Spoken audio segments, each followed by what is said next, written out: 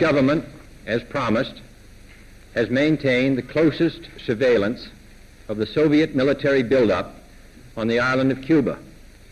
Within the past week, unmistakable evidence has established the fact that a series of offensive missile sites is now in preparation on that imprisoned island. The purpose of these bases can be none other than to provide a nuclear strike capability against the Western Hemisphere. The characteristic of these new missile sites indicate two distinct types of installations. Several of them include medium-range ballistic missiles capable of carrying a nuclear warhead for a distance of more than 1,000 nautical miles. Each of these missiles, in short, is capable of striking Washington, D.C., the Panama Canal, Cape Canaveral, Mexico City, or any other city in the southeastern part of the United States, in Central America, or in the Caribbean area.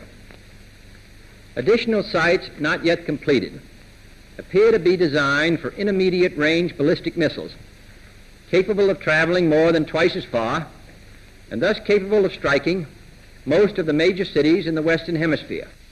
This urgent transformation of Cuba into an important strategic base by the presence of these large, long-range, and clearly offensive weapons of sudden mass destruction constitutes an explicit threat to the peace and security of all the Americas.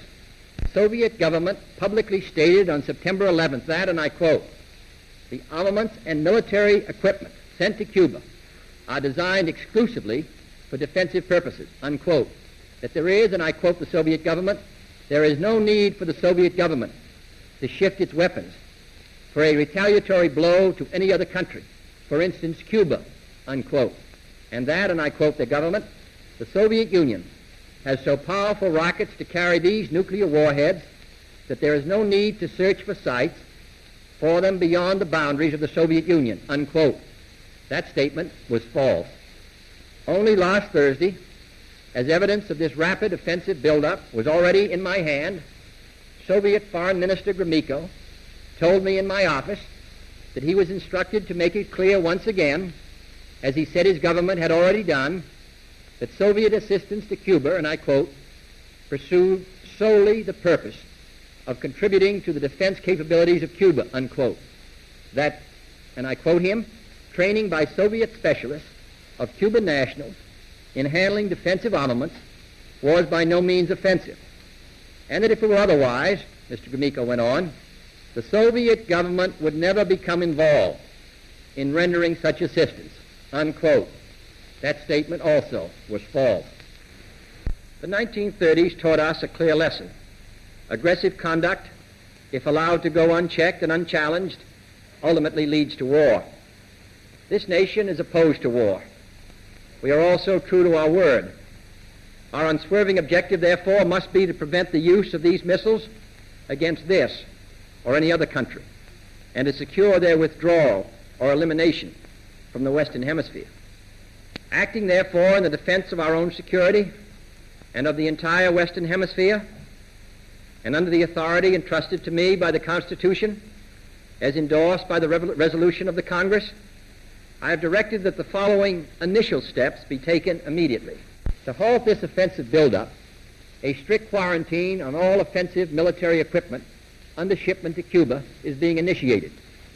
All ships of any kind bound for Cuba, from whatever nation or port, will, if found to contain cargoes of offensive weapons, be turned back.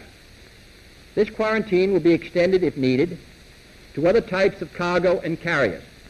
It shall be the policy of this nation to regard any nuclear missile launched from Cuba against any nation in the Western Hemisphere as an attack by the Soviet Union on the United States, requiring a full retaliatory response upon the Soviet Union. I call upon Chairman Khrushchev to halt and eliminate this clandestine, reckless, and provocative threat to world peace.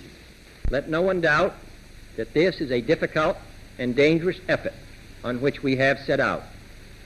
No one can foresee precisely what course it will take, or what costs or casualties will be incurred. The cost of freedom is always high, but Americans have always paid it. And one path we shall never choose, and that is the path of surrender or submission.